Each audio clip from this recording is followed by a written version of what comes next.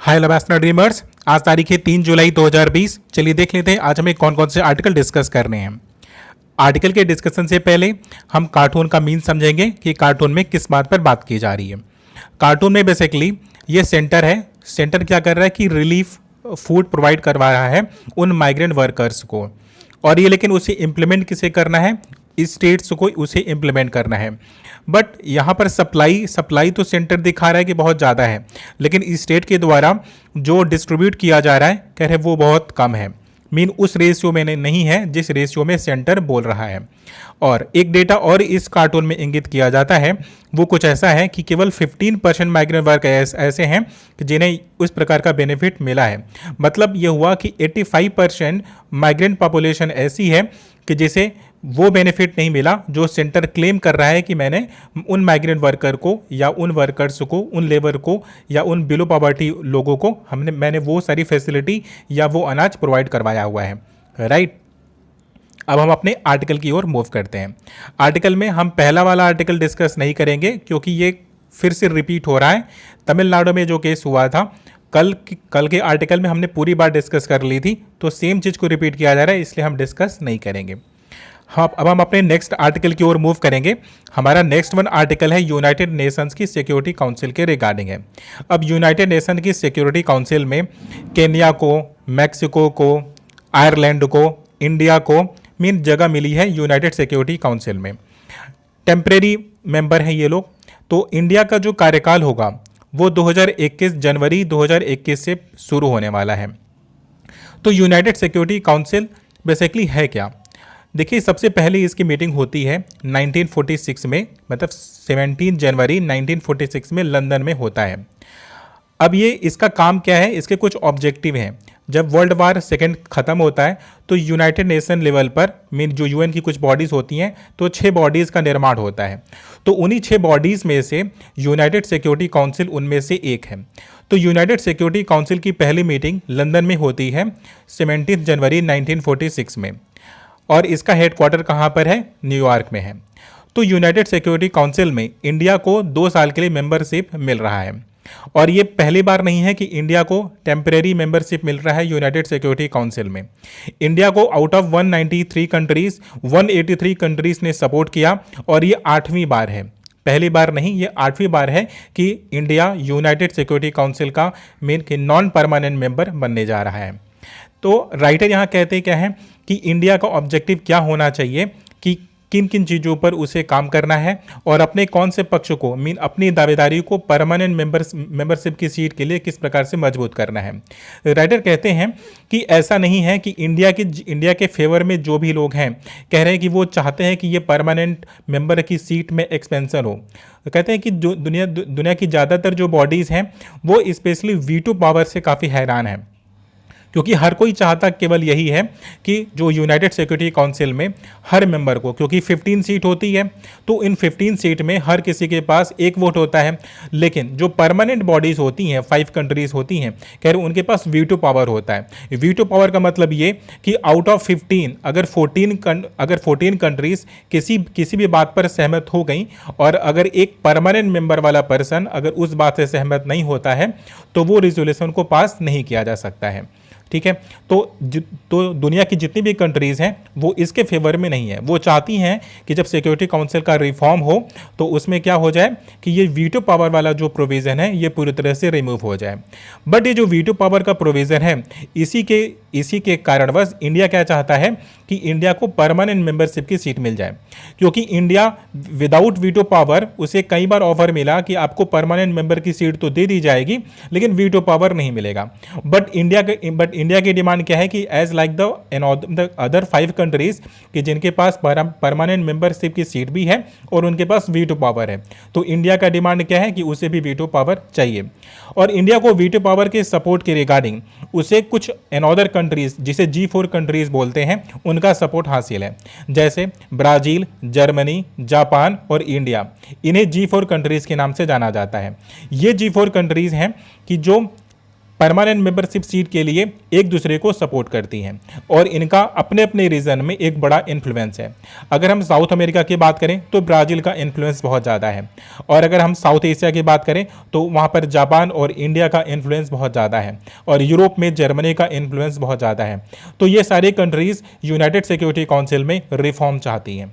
ठीक है, तो इंडिया का जो ऑब्जेक्टिव है, पहली बात तो कम्प्रिहेंसिव टेररिज्म के अगेंस्ट में एक रेजोल्यूशन को वो पारित करवा ले, मीन टेरर के अगेंस्ट में एक यूनाइटेड नेशंस की एक और बॉडी का निर्माण करवा दे। पहली बात तो वो ये, और दूसरी बात ये कि अपनी परमानेंट मेंबरशिप सीट के लिए वो अपनी दावेदारी को जितना मजबूत कर सकता है वो उतना मजबूत कर ले। राइटर के अकॉर्डिंग यही दो ऑब्जेक्टिव हैं इन 2 साल के लिए। जब इंडिया को नॉन परमानेंट मेंबरशिप की सीट मिलती है तो इंडिया को यही 2 काम करना चाहिए। हमारा ये वाला भी आर्टिकल डिस्कस हो गया। अब हम अपने नेक्स्ट आर्टिकल की ओर मूव करेंगे। आर्टिकल में डेटा बहुत ज़्यादा दिया जाता है और डेटा हमेशा वेरी करता रहता है, हर तीसरे महीने पर डेटा बदल जाएगा। लेकिन इस आर्टिकल में एक हम लोग एक लॉजिकल व्यू ले सकते हैं। बात करते हैं यहाँ पर 8 कोर इंडस्ट्रीज़ का, क्योंकि जितनी भी इंडस्ट्रीज़ हैं कह रहे हैं वहाँ पर क्या हो रहा है, प्रॉपर अगर मैन्युफैक्चरिंग नहीं हो पा रही है, प्रॉपर अगर बिजनेस नहीं चल रहा है, तो हुआ क्या कि बेसिकली डाउन हो रहा है, उनका बिजनेस डाउन हो रहा है, वो श्रिंक हो रही हैं। तो अब 8 कोर इंडस्ट्रीज़ का इस प्रकार से डाउन होना, उनका रेवेन्यू गिरना और उनका बिजनेस ना होना, कह रहे हैं कि ये अच्छी बात तो है नहीं। लेकिन अब किस इंडस्ट्री का कितना श्रिंक हो रहा है, कह रहे अगर लॉजिकल व्यू लिखें तो सबसे ज़्यादा अगर लॉस हो रहा है तो वो जो कंस्ट्रक्शन के लिए रिगार्डिंग स्टील और सीमेंट की जो इंडस्ट्रीज़ हमारी जो कोर इंडस्ट्री हैं, कह रहे हैं उनको सबसे ज़्यादा नुकसान हुआ है। और 8 कोर इंडस्ट्रीज़ में से अगर किसी एक इंडस्ट्री को अगर प्रॉफिट हो रहा है तो वो है फर्टिलाइज़र। तो केवल फर्टिलाइज़र जस्ट बिकॉज ऑफ कि अभी खरीफ का सीजन चल रहा है तो उसकी वजह से केवल एक इंडस्ट्री है जो कि लिटिल बिट प्रॉफिट शो कर रही है। बाकी जो हमारी इन अदर कंट्रीज़ हैं, जो अदर कंट्रीज़ हैं, इंडस्ट्रीज़ हैं, अदर इंडस्ट्रीज़ में क्या है कि वो लॉस शो कर रही हैं। और सबसे ज़्यादा लॉस किन 2 इंडस्ट्रीज़ में है, स्टील में है और सीमेंट इंडस्ट्रीज़ में, अप्रॉक्सीमेटली 46। और आउट ऑफ 8 6 ऐसी इंडस्ट्रीज़ हैं कह रहे जिनका जो लॉस है कह रहे वो डबल डिजिट में है, मतलब 10% से ज़्यादा वो लॉस में चल रही हैं। हमारा ये वाला भी आर्टिकल डिस्कस हो गया, केवल इन्फॉर्मेशन के रिगार्डिंग था, इसमें ऐसा कोई लॉजिक, ऐसा कोई सेंस इसमें नहीं है। अब हम अनदर आर्टिकल डिस्कस करेंगे, वो है इंटीग्रेटेड डिजीज़ सर्वेलांस प्रोग्राम के रिगार्डिंग। अभी इंटीग्रेटेड डिजीज़ सर्वेलांस प्रोग्राम ये आता किसके अंतर्गत है, ये ministry of family and health care ministry के अंतर्गत आता है। ये लॉन्च हुआ था 2004 में, तो 2004 से 2010 तक सबसे पहले इस प्रोग्राम का जो प्रोविज़न था कि 2004 से चलेगा और 2010 तक, फिर 2010 से 2012 कर दिया गया, फिर 2012 से अभी टिल डेट तक ये प्रॉपर फंक्शन कर रहा है। तो इसका ऑब्जेक्टिव क्या होता है, ये बेसिकली अलर्ट घोषित करता है। जिस प्रकार से WHO एक अलर्ट घोषित करता है किसी भी बीमारी को लेकर के या किसी भी इशू को लेकर के, कह रहे उसी प्रकार से ये इंटीग्रेटेड डिजीज़ सर्वेलांस प्रोग्राम भी सेम फंक्शन करता है कि कहीं पर भी अगर कोई बीमारी अगर इमर्ज होने वाली है या कोई प्रॉब्लम क्रिएट होने वाला है तो ये सबसे पहले उसकी सूचना देता है। तो इस प्रोग्राम को 2004 में शुरू किया गया था, और मिनिस्ट्री ध्यान रखिएगा कि ministry of health and family welfare के अंतर्गत आता है। हमारा ये वाला भी आर्टिकल डिस्कस हो गया। अब हम अपने नेक्स्ट आर्टिकल की ओर मूव करेंगे। नेक्स्ट आर्टिकल हमारे पास इंडियन एक्सप्रेस से है, राइट। तो अब इंडियन एक्सप्रेस में एक इशू है, मतलब H1B1 और H1B वीज़ा के रिगार्डिंग है, L1 एंड L2 वीज़ा के रिगार्डिंग ये पूरा आर्टिकल है। आर्टिकल में देखिए, नवंबर में अमेरिका में होना है चुनाव, तो चुनाव के रिगार्डिंग डोनाल्ड ट्रंप का जो प्रोविज़न था, डोनाल्ड ट्रंप जो इससे पहले जब प्रेसिडेंट बने थे तो उनका जो मोटिव था इलेक्शन कैंपेन का, कह रहे वो बोल रहे थे कि हम माइग्रेंट वर्कर्स को कि जो भी माइग्रेंट पॉलिसीज़ हैं कह रहे हम उसको बदलेंगे। देखिए, मार्टिन किंग लूथर जूनियर 1965 में जब सिविल राइट्स का जब प्रोटेस्ट वगैरह होता है, 1964 में उन्हें नोबेल प्राइज़ मिलता है मार्टिन किंग लूथर को, और 1965 में अमेरिका में माइग्रेशन के रिगार्डिंग, इमाइग्रेंट्स के रिगार्डिंग पॉलिसीज़ में चेंजेस होते हैं। तो 1965 के पहले अमेरिका में जो इमाइग्रेंट वर्कर्स हुआ करते थे वो यूरोप से ज़्यादा हुआ करते थे, एशिया से कम हुआ करते थे। लेकिन 1965 के बाद से हुआ क्या कि या तो इंडिया से या तो साउथ एशिया से जो माइग्रेंट पॉपुलेशन है कह रहे हैं वो मोर देन 65% जो इमाइग्रेंट्स आए हैं कह रहे वो वहाँ से आए हैं। ठीक है, अब इसमें एक और डेटा इस आर्टिकल में मेंशन किया हुआ है कि अमेरिका में अगर हम टोटल बी वीज़ा के रिगार्डिंग अगर हम पूरा डेटाबेस चेक करें तो हमें देखने को मिलता है कि 5,85,000 के आसपास लोग हैं जिनके पास ये H1B वीज़ा है। अब ये H1B वीज़ा बेसिकली उन स्किलफुल पर्सनस को दिया जाता है या जो उन प्रोफेशनल्स को दिया जाता है जो मीन स्किलफुल वर्कर हैं, राइट। ओके, तो 5,85,000 में से 70% जो पॉपुलेशन है कह रहे वो इंडियंस की है। कह रहे कि सबसे ज़्यादा इंडियन माइग्रेंट वर्कर्स हैं, कह रहे जो वहाँ पर जा कर के काम कर रहे हैं। और ऐसा नहीं कि वो केवल जा कर के वहाँ पर बोझ बने में, बल्कि जो अमेरिका की इकोनॉमी है कह रहे उसमें उनका एक बड़ा कंट्रीब्यूशन है। कुछ डेमोग्राफीज ऐसी हैं वहाँ पर, कुछ कंस्टिट्यूएंसीज वहाँ पर ऐसी हैं कि जहाँ पर उनका डोमिनेशन है। तो इसीलिए अमेरिका के जो भी पॉलिटिशियन होते हैं कह रहे उनका ये बोलना कि जो डेमोग्राफिक है कह रहे वो पूरी तरह से केवल इन इमाइग्रेंट वर्कर की वजह से बदल जा रहा है और जो इंडियंस हैं ये अमेरिकन की जॉब को छीन रहे हैं।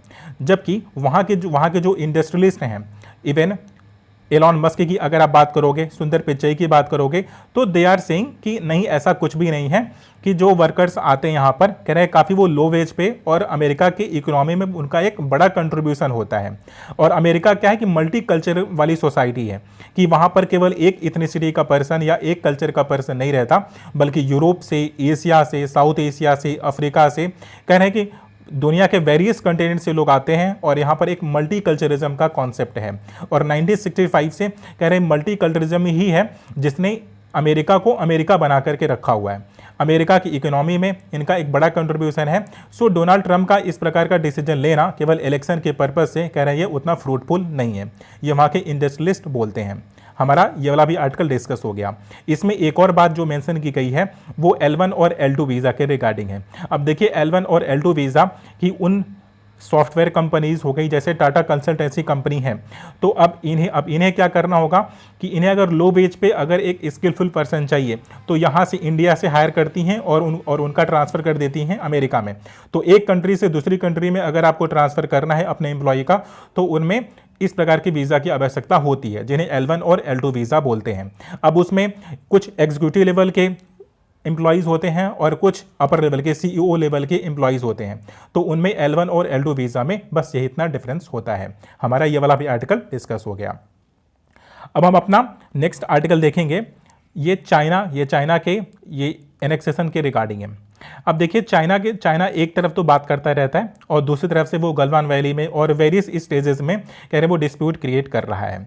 अब आर्टिकल में थोड़ा सा मिथ बताते हैं, कहते हैं कि चाइना को इस बात का थोड़ा सा भ्रम हो रहा है कि आज, क्योंकि वो एक लंबे समय तक वो करता क्या आया है कि अपनी इकोनॉमी को एक्सपेंड करता आया है और आज उसे फील हो रहा है कि वो इतनी बड़ी इकोनॉमी बन चुका है या इतनी बड़ी मिलिट्री पावर बन चुका है कि वो उसकी पॉलिसी के आगे अगर कोई भी कंट्री अगर आता है तो वो उसे पनिश कर सकता है, वो उसे दबा सकता है। और एक के साथ इनका डिस्प्यूट है भी नहीं, इनका डिस्प्यूट इंडिया के साथ भी है, साउथ चाइना सी में वेरियस जो आसियान कंट्रीज़ हैं उनके साथ भी है, जापान के साथ भी है, साउथ कोरिया के साथ भी प्रॉब्लम है, इवन अभी तो व्लादिवोस्टोक में भी रसिया के साथ भी वो डिस्प्यूट क्रिएट कर रहे हैं, राइट। अब देखिए केवल रसिया ही इकलौती ऐसी कंट्री है जिसके साथ अभी तक उनका इशू नहीं चल रहा था, जस्ट बिकॉज क्योंकि चाइना क्या समझता था कि नॉर्थन वाले पार्ट में एक स्ट्रॉन्ग कंट्री है जो है रसिया, तो रसिया से उनके जो बॉर्डर डिस्प्यूट्स थे कह रहे वो प्रॉपर तरीके से रिजॉल्व हो गए थे। अभी रिसेंट में 1860 में व्लादिवोस्टोक को बोला कि ये तो 1860 तक क्या था कि चाइना का पार्ट था, अभी क्लेम किया है, लेकिन इससे पहले क्या था कि रसिया के साथ उनके जो बॉर्डर डिस्प्यूट्स थे कह रहे वो प्रॉपर तरीके से रिजॉल्व थे, कह रहे कोई भी डिस्प्यूट नहीं था। लेकिन जो अदर वीक कंट्रीज थी कह रहे उनके साथ चाइना ने कभी भी बॉर्डर के डिस्प्यूट को रिजॉल्व नहीं किया, जस्ट बिकॉज कि they wanted to expand their territory, वो अपने क्षेत्र को बढ़ाना चाहते थे, ठीक। तो उनकी जो महत्वाकांक्षा है आज चाइना को यह महसूस हो रहा है कि उसने पर्याप्त रूप से शक्ति ग्रहण कर ली है, उसके पास इतनी शक्ति आ गई है कि वो किसी के साथ भी डिस्प्यूट क्रिएट कर सकता है और उसे पनिश भी कर सकता है, और वो अपनी एक्सपेंशन की पॉलिसी को कि मीन ब्रूटली वो फॉलो कर रहा है। ओके, तो आर्टिकल में बस इतनी सी बात थी, उनके मिथ के ऊपर उनका भ्रम तोड़ा जाता है कि चाइना इतनी बड़ी भी ताकत नहीं हो गया कि वो जब चाहे जिसके साथ चाहे उसके साथ डिस्प्यूट रेज करे और उसे पनिश करने की कोशिश करे। यहाँ पर हांगकांग और इवन जो टू चाइना पॉलिसी है कह रहे हैं उसे वो ब्रेक करने की भी कोशिश कर रहा है। हमारा ये वाला भी आर्टिकल डिस्कस हो गया। अभी हमारे पास नेक्स्ट वन आर्टिकल है वो stand up and speak up. Mean India अभी तक करता क्या आया था कि जब भी चाइना के अगेंस्ट में कोई भी डिस्प्यूट रेज किया जाता था तो इंडिया शांत रहता था, मीन ना उसके फेवर में बोलता था ना उसके अगेंस्ट में बोलता था। आर्टिकल में राइटर कहते हैं कि अभी इंडिया को अपनी इस वाली फॉरेन पॉलिसी में बदलाव लाना चाहिए और बहुत एग्रेसिवली जहां जहां हमें मौका मिले कह रहे वहां पर हमें क्या डिस्प्यूट रेज करना चाहिए। चाइना की जो भी पॉलिसीज़ हैं कह रही हमें उसका विरोध करना चाहिए, चाहे वो तिब्बत रीजन के रिगार्डिंग हो, चाहे वो हांगकांग के रिगार्डिंग हो, हमें चाहे वो साउथ चाइना सी की रिगार्डिंग हो, कह रहे हमें अपना ओपिनियन कह रहे बिना इस डर के उनके सामने रखना चाहिए। राइट, तो इससे ज़्यादा इस आर्टिकल में कुछ है नहीं। नेक्स्ट वन है कि ये पुतिन के साथ हुआ क्या कि इन्होंने लाइफ लॉन्ग के लिए कि मीन अभी वो वहाँ के प्रेसिडेंट, अब वो लाइफ लॉन्ग रहेंगे। अब उसी की तारीफ कर रहे हैं, कह रहे हैं कि ऐसा नहीं है कि पुतिन के विरोधी नहीं है, लेकिन पुतिन की जो लीडरशिप क्वालिटी है कह रहे हैं उन्हें सबसे यूनिक बनाती है और सबसे कि मीन बेसिकली उनके आगे जो उनके विरोधी हैं कह रहे हैं वो टिक नहीं रहे हैं। और पुतिन का और मोदी जी के फ्रेंडशिप की बात करते हैं, कहते हैं कि इंडिया और रसिया के बीच में जो एक रिलेशन है कह रहे हैं उसका एक कारण व्लादिमीर पुतिन भी हैं। ये भी आर्टिकल डिस्कस हो गया।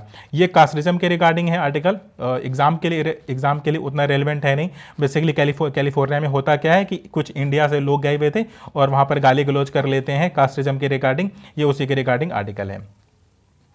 अब हम चाइना के साथ डिस्प्यूट हुआ तो जो उसका सबसे बड़ा इम्पैक्ट है कह रहे वो एक्टिव फार्मास्यूटिकल्स इंग्रेडिएंट्स के रिगार्डिंग होता है। तो सोडियम के रिगार्डिंग एक मेडिसिन है जिसे बोलते हैं हेपेरिन, ये है हेपेरिन। अब देखिए ये हेपेरिन में क्या बेसिकली ये किस काम में आता है कि ये ब्लड को पतला करता है, जिससे होगा कि अगर किसी की बॉडी के अंदर अगर ब्लड फ्लो प्रॉपर तरीके से अगर नहीं कर रहा तो ये करने लगता है। ठीक है, तो अभी हेपेरिन क्या करेगा क्या कि इसके साथ हुआ क्या कि जो एक्टिव फार्मास्यूटिकल्स इंग्रेडिएंट्स था जो हमें चाइना से सप्लाई होता था कह रहे हैं उसकी प्राइस में कह रहे हैं वो 25% की करीब अप्रॉक्सीमेटली अभी 25% तो अभी वृद्धि हुई है, लेकिन अगर 2018 से और अगर हम अभी तक का प्राइस अगर वो करें कंपेयर करें तो 211% वो एक्टिव फार्मास्यूटिकल्स इंग्रेडिएंट की वृद्धि हो चुकी है। मतलब उसके प्राइस में इतनी वृद्धि की जा चुकी है। मतलब चाइना के ऊपर हमारा जो एक्टिव फार्मास्यूटिकल इंग्रेडिएंट है वो 68% चाइना से आता है। तो चाइना के ऊपर हमारी डिपेंडेंसी हमारे जो इसेंशियल मेडिसिन है कह रहे हैं उसके ऊपर बहुत ज़्यादा प्रभावित कर रही है, उससे बहुत ज़्यादा प्रभावित कर रही हैं। और जो हेपेरिन है कह रहे हैं इसका प्राइस क्या हुआ कि 50% इंप्रूव हो गया, मतलब बढ़ा दिया गया है। अब हमें जो मेडिकल स्टोर है कह रहे हैं जो मलेरिया की और जो एंटीबायोटिक्स की जो मेडिसिन होती हैं कह रहे हैं वो 50% ज़्यादा हमें प्राइस पे करना होगा उसके लिए। कह रहे हैं फिर राइटर कहते हैं कि क्या इसका कारण है कि चाइना के साथ अभी जो गलवान वैली में डिस्प्यूट चलाया था 15 जून में, क्या इसकी वजह से प्राइस में वृद्धि हो रही है? फिर इसका आंसर वो कहते हैं कि नहीं, ऐसा बिल्कुल भी नहीं है। कह रहे हैं कि वो ये 2 साल से स्लोवली प्राइस को वो बराबर रेस करते जा रहे हैं और इंडिया को चाइना के ऊपर अपनी जो डिपेंडेंसी है कह रहे वो धीरे धीरे कम करनी चाहिए, जिससे कि होगा क्या कि हमारे जो मेडिसिन की सप्लाई यूनाइटेड नेशंस में जाती है कह रहे वो भी प्रॉपर तरीके से जा पाएगी और हमारे लोगों को क्या होगा कि इसेंशियल मेडिसिन ठीक टाइम पर अवेलेबल हो पाएगी। राइट, तो ये वाला भी आर्टिकल हमारा डिस्कस हो गया। Thank you so much for watching the video.